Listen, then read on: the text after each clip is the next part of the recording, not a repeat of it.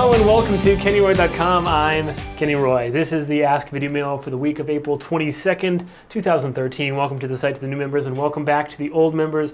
The Ask Video Mail is your chance to get your question, character animation, or performance answered in a video just like this one, but I need your question if I'm going to answer it. So please send your questions to webmaster@kennyroy.com. I go through all the questions and I answer the ones that I think will help the most people. There is no such thing as a stupid question, and it is the best way to get the most out of the site.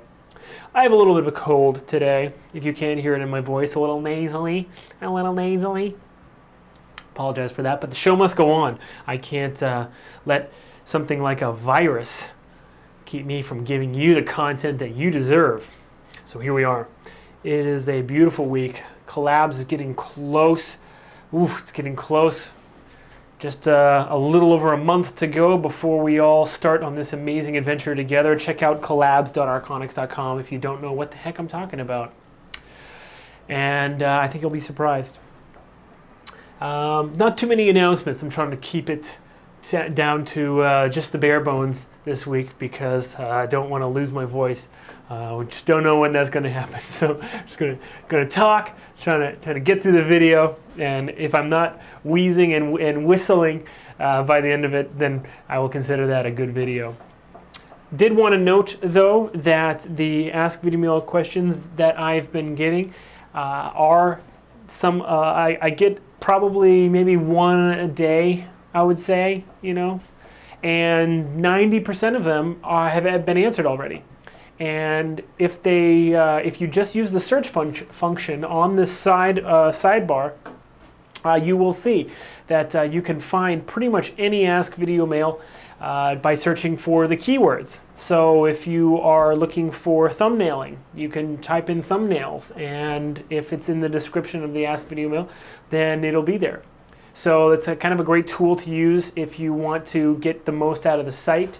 And if you want to, and this is kind of interesting, that ever since I debuted the pay-per-view system, not very many people have used it, and I'm not sure if that's because you'd rather have the download, but it was, I think it's a great way to get caught up on Ask Video Mails. Maybe you want a download of those lectures. I can understand that.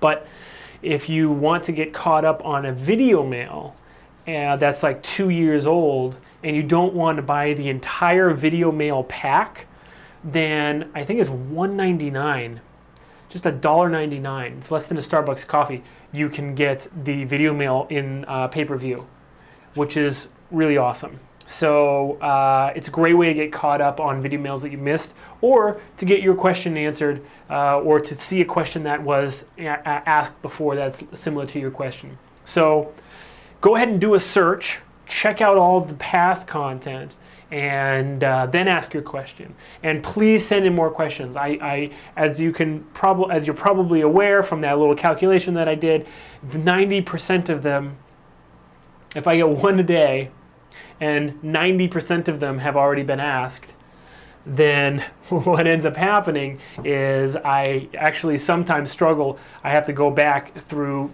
past weeks to try to find an Ask Video Mail question. I'd love to have way too many to answer than not enough.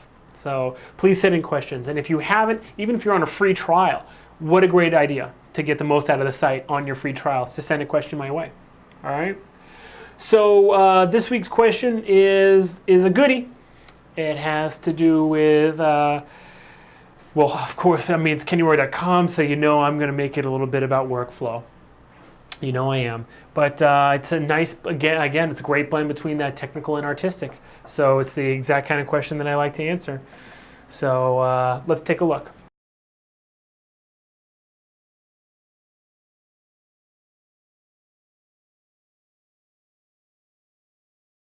Yep, this guy sends in great questions pretty much all the time. Another great question. Thank you for sending it in. I wanted to point everybody, first of all, to the lecture entitled Wait, the Dead Giveaways. Now, that lecture pretty much covers all of the things that I call dead giveaways, which are the kind of things that the eye can really quickly hone in on and find. look at and see really what the weight is of the character as they're moving.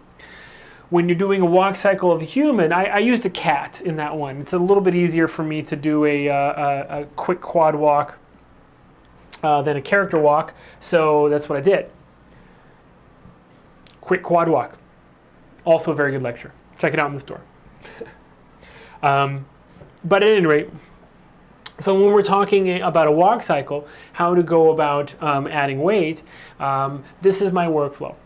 What I like to do is I like to get to a vanilla walk, and then I like to color it. I like to change it. I like to turn it into whatever flavor walk it's supposed to be. And the reason I say that is because I find that when you have a workflow that has isolated the dead giveaways for the weight, that you can do a lot that is a lot easier to tweak rather than kind of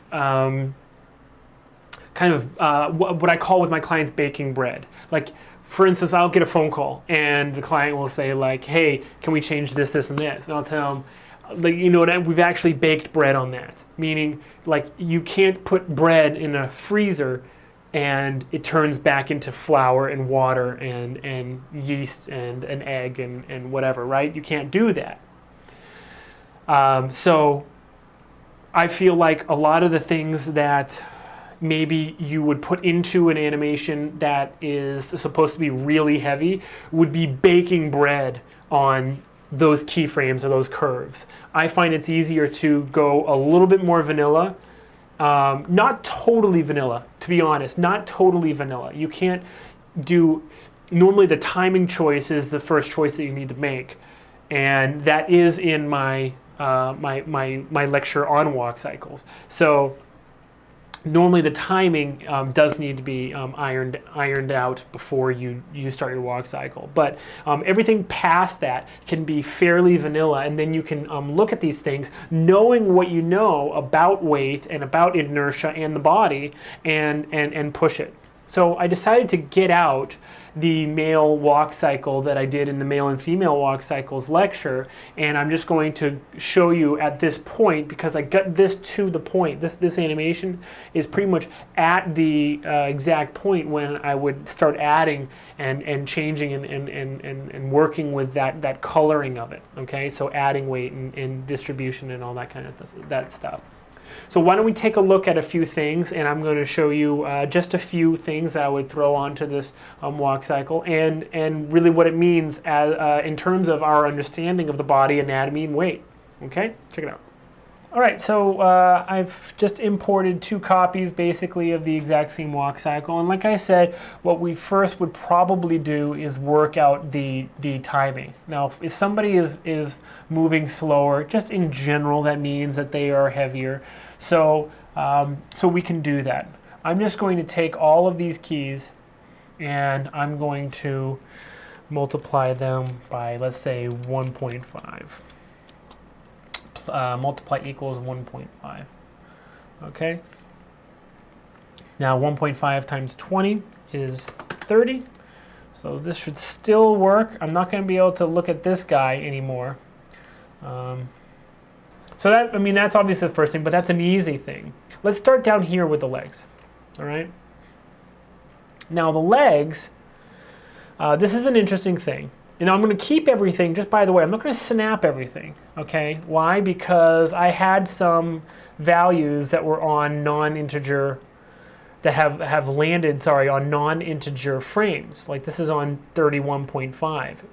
If I snapped everything, the timing might change. So I'm not going to snap everything, okay? I'm just going to leave it, all right? And that's fine too. By the way, if you just use the period and comma keys, it actually will go, see 16.5. It actually will go to the right keyframe. It won't go to frame 1, it'll go to frame 1.5, and you can make your adjustment, okay? Or you can just be careful in the graph editor, like, you probably should be, and you can make the adjustments here.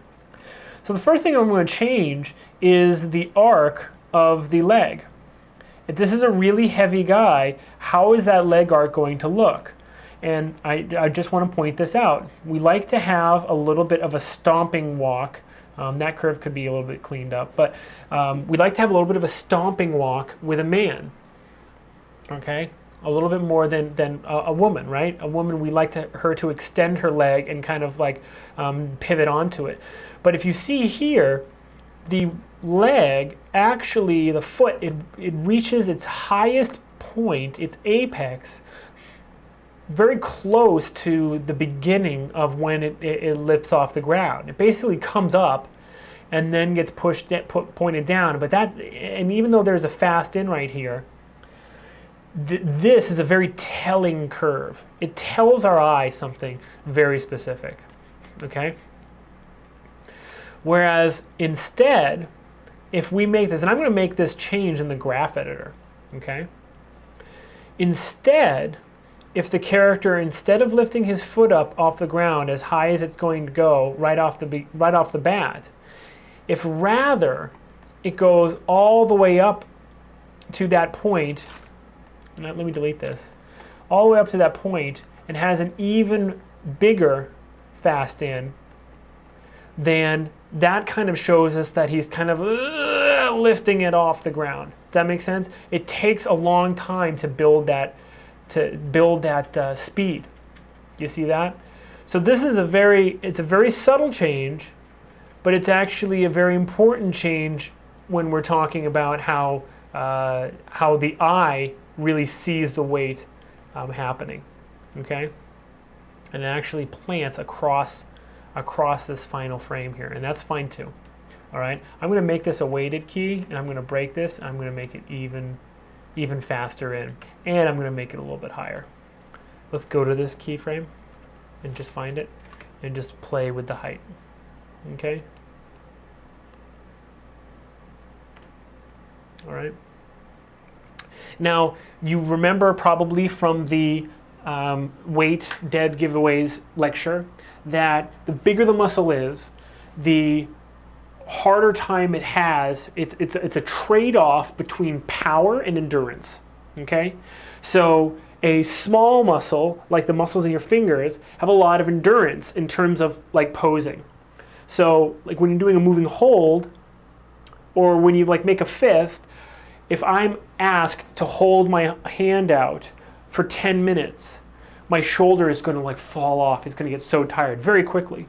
But my hand, I can keep my hand in a fist for 10 minutes. That's not a problem at all. I can keep my hand in a fist for an hour, a day, probably forever. You know, it's not actually that hard to keep your fist closed. You'll get tired, of course. It'll cramp, but it's not actually fatiguing the way that this is. But your deltoid, your shoulder muscle, much bigger muscle, very huge compared to your fingertips. So the power is it fatigues very, very quickly. All right. So that's the point here. The point here is that you need to continue to look for those dead giveaways because, and here's why, if you add weight to something, the bigger muscles are going to be able to work with it, and the smaller muscles are not going to be able to work with it. So it's like if you add too much weight, if you add weight onto your deltoid, if you're working out, like you can lift up like a 25-pound weight, but there's no way you can put a 25-pound weight just on your fingertip, right? And so this is how we're going to apply this. On the foot, for instance, the foot is actually going to drag more. Why? Because the foot weighs more and the ankle isn't as strong as, say, the knee or the hip or the muscles that are surrounding the knee and hip, okay? So it's actually, you want to load up those smaller muscles with enough weight that it kind of tips the audience off as to how much weight is being distributed around the body. All right. In the example of the lecture I gave in the Dead Giveaways lecture, we looked at the ears. The big muscles kind of hold together like okay. In the middle, it's actually the best. In the middle, it's actually the most balanced trade-off between power and endurance, right? And then the tips don't hold up very well at all. So we add a lot of weight, then the base of the ear is going to move. The middle is going to be okay. It's going to be fine because it has like the stiffness, the cartilage, it's fine. And then the tip is going to move as well. So a big cat's ear is going to, like when it lands, it's going to like pivot almost from the base, and then the tip is going to move as well. It's just have that little bit of overlap on it. Whereas a smaller cat or whatever, you would have a little bit more even overlap. All right, so back to what we're working on here. So like I said, at this highest point, or maybe a frame or two later, let's see where the rotation is. The rotate, let's see, X is on this guy. All right. So again, it's tilting downwards way too early. Okay, we want it to be like kind of like drag off the ground and get to a very high point, and we don't want it to flap very much at all. All right, so see this little flapping? That flap we don't want to really work at all. So and now I know because this is cycled, let me view infinity, I'll show you. Oops. Oh, you know what, this isn't. Shame on me. Let me just make sure that these are all cycled. Oof, how embarrassing. All right, no big deal. So, so I know that this is cycled. Now this is cycled, I can slide this and it won't make a difference because it's cycled. So I can change the timing of this, and this is fine, what I'm doing. Okay, so now let's watch the foot. As it comes up,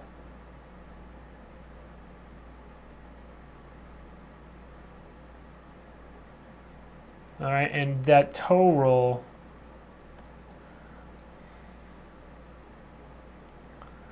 let's see here. Actually, you know, it can be planted for a little bit longer. It looks like it's coming up too soon, to be honest.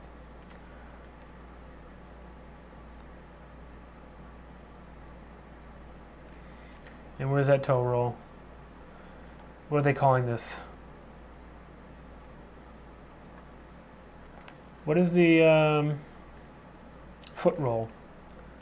Here we go, foot roll. Sorry about that.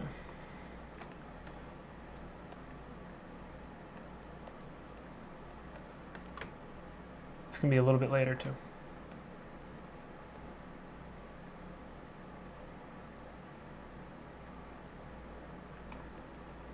Okay, so now it's lifting up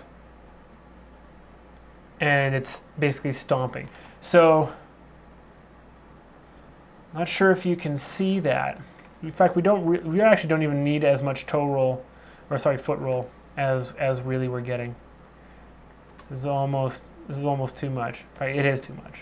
I can say with certainty that it is too much.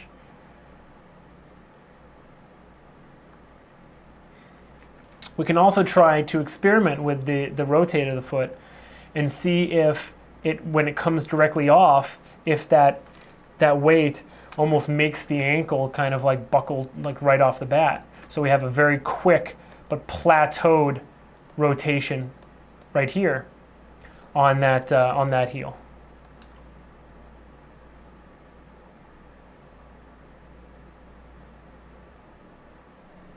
But these two different feet now, this one is coming off a lot more effortlessly, and this one is being a little bit more, there's a little bit more weight behind this because it's coming down faster, it's being raised, and the foot is dragging more. Let's exaggerate this all. Let's exaggerate this like extremely.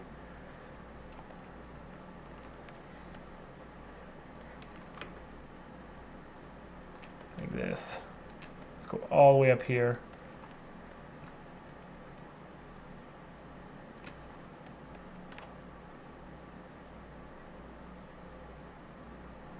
Very nice. I'll save this file so you guys can watch it. But that's getting there. And now, your knees, so think about, let's go up the chain a little bit. Now let's think about the knees. What are the knees actually doing? They're stopping the weight of the body from coming down. Every single step you take, when you land right here, the body is going to basically be pressing down, and you have to extend using your quads, your leg, to keep yourself from falling, okay? So if you're heavier, your knees, you're adding a lot of weight. So it's not to your ankles, which are really not going to be able to take it. It's to your knees, which are going to be able to take it a little bit better. Your hips can take it the most, right? So you're adding a little bit of weight to a joint that will react to it. And your knees reacting to more weight, what would that look like? It'll be a slower recovery from that downward motion. So here we have like a perfect sine wave on the translate Y. This is the up and down of the body. Whereas instead, it should actually be plateaued at the bottom because we're not slowing it down as fast as we were. So I'm going to take these two bottom Y extremes, okay? I'm going to break the tangents. I'm going to have it take basically a little bit longer, okay? Just like that. And I'm going to have the plateau. I'm going to have it just plateau just a little bit. Now let me bind those. Oops. There we go. Lock them together again. I don't know why that doesn't work. All right. I want them to be the same, and I don't know why I can't select just one handle at a time. Oh, I see why. Now can I select it?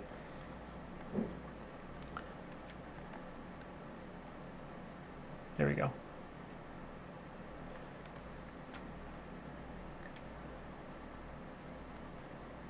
Okay. And now when he comes up, this is him pushing really, really, really hard. So he gets some speed, and then it basically is that inertia is what it makes it return to kind of like a slow movement, right? So he has to push off harder than really he's even going to fall onto his knees. And that shows how much weight is behind there. I'm not sure why this leg is freaking out so badly. It's actually rather annoying, and I'm getting a little peeved about it.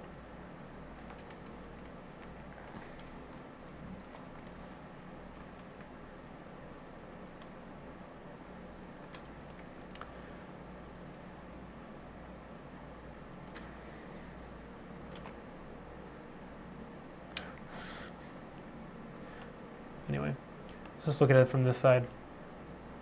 Okay, but now, like we just did before, now let's make it extreme. And when you have a workflow that's really simple to get these kinds of effects, then the nice thing about that is that you can make changes and then experiment. Don't judge what you're seeing until you see it. Like, I'm not going to say to myself, oh, well, more weight on this is not going to look good. I'm just going to do the change. The change took what, 15 seconds? And now I'm going to watch it.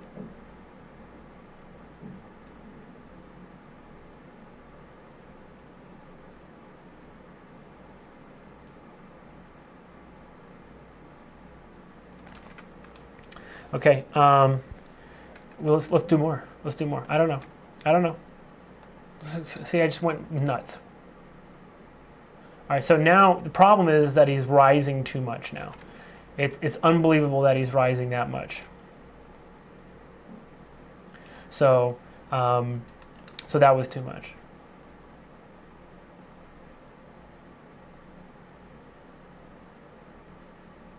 Okay, and now there's not much going on in the hips. I don't think I have really too much rotate. What would that be? Rotate Y going on, or if any. But this is something that we can add. Okay. So let me delete these keys.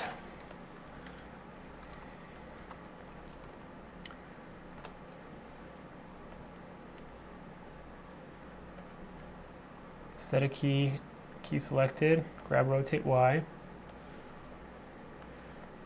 Key selected. And now I know it needs to go to the left and to the right. So we're going to get a curve that looks something like this, right? And I got to make sure that this is cycle and cycle. So what side is this right now? Let's see here.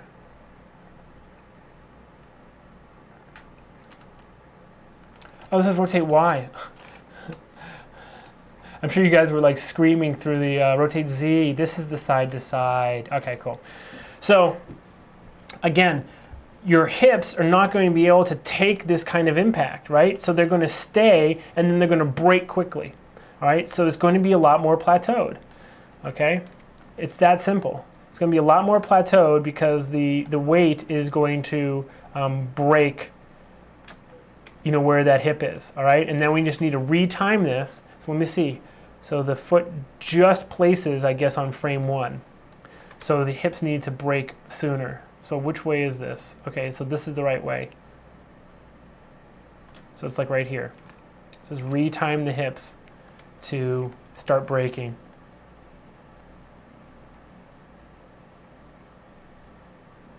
See how quickly now they go? It's because that plateau. It shifts over a lot quicker, and I think it can be even bigger. Let's just make it a little bit bigger. Like that. All right.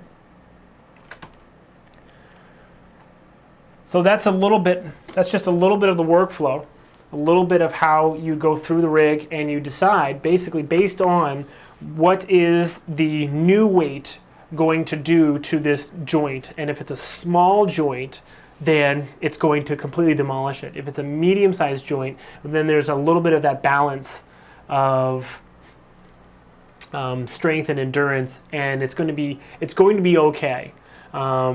It's not going to do great, and it's not going to do poorly. If it's a really big joint, especially if it's a joint that's like holding up a lot, or like an ear, right, where the base of it is you know, a cat ear is basically meant to hold up, you know, a cat ear that is cat-sized, not like gigantic cat size, or your deltoid or whatever. It's going to perform a little bit worse than the medium-sized joint. I hope that makes sense. If that doesn't make sense, please send me an email. I'd love to answer emails and get any questions out of the way. But then you just go through your rig and basically ask yourself as you go, like, what is this, you know, how is the weight going to impact this? How is the weight going to impact this? How is the weight going to impact this? And what you'll see is that you have pretty much a roadmap as you're going through the rig to make the adjustments that you need and really kind of, you know, nail the weight. I made a big adjustment to the ankle, right? Because a lot of weight on the tip of, you know, in that foot. Ankle's not meant to do that, not meant to take that on. I did a little bit less of an adjustment to the knees. I did the adjustment to the knees in the root because it's really the knees pressing up that makes the root go up and down. So I made the knee adjustment in the root, and it very quickly we saw when it was too much. And then I made the adjustment to the hips. So it was a bigger adjustment to the hips than it was the knees because the hips are like a big muscle attached to a lot of big things, and they're taking on basically all the weight, all that impact, okay? So when the weight comes down, I have a much quicker weight shift on those hips than I did before. And you can do that to every single part of the body. Think about right now, think about what would happen if you made this character really, really big. What would you do to the wrists, okay? There would probably be a little bit more overlap on the wrists, right? Because the wrist not too strong. If you add a lot of weight to the hand, then that wrist joint kind of breaks down. Elbows, maybe not too much more overlap on the elbows. Shoulders, definitely, because there's a huge amount of meat right here. You add even more, that shoulder is really going to like impact when it lands, and the overlap is going to take longer. When he takes a step, that shoulder is going to drop down and for longer. And that's that overall, if you add up all of those things with more weight on them taking longer to recover from a step, that is in aggregate what makes your walk cycle take longer. It's not as if you take a 24 frame walk cycle and make it a 48 frames walk cycle and you're like, oh, I made this walk cycle slower and now I'm going to add weight to it. Think about it in the other way. Think about it like, because the muscles can never really keep up with weight. You know, how fast does an elephant move? Like, if it's not, I know they can run like 35 miles an hour, but how fast does it move when it's just like moving around, right? When it's just, its comfortable movement is so slow. Same with a bear, right? So that kind of breaking down of the strength versus endurance balance in the body is what slows down a walk cycle or any kind of cycle to begin with. Think about it the other way around, okay? A slow cycle doesn't have weight added to it.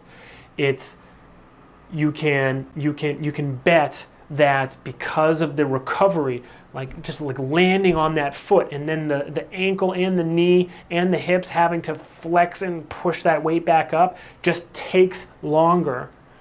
Add that all up for every joint in the body, you have a longer walk cycle just by default. Does that make sense? That was a lot of fun.